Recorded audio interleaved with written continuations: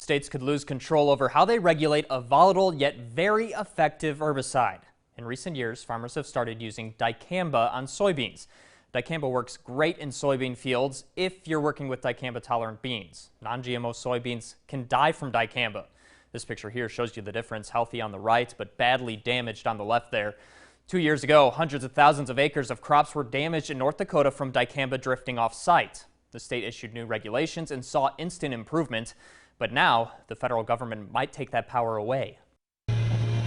Stephen Hager is busy working his fields in Underwood. Our regular extend soybeans and then spring wheat and corn.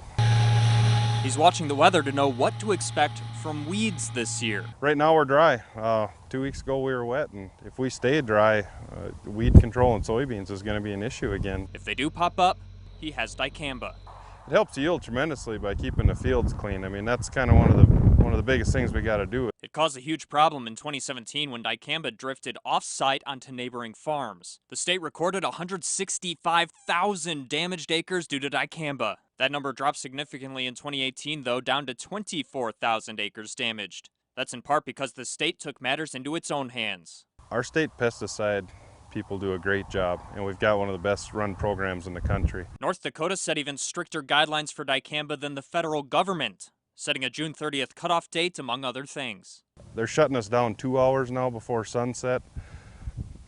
3 to 10 mile an hour winds.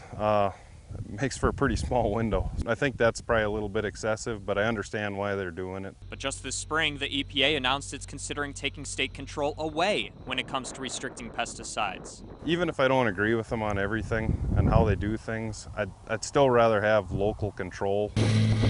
He says that's because what North Dakota's doing is showing results. I'm fearful if it's all federal controlled, there's nobody that we're going to be able to talk to about it, or nobody that's going to have to answer to us directly. Now, the EPA doesn't plan to make any changes this year, but it says it will get public input and could consider changes for as early as the 2020 season.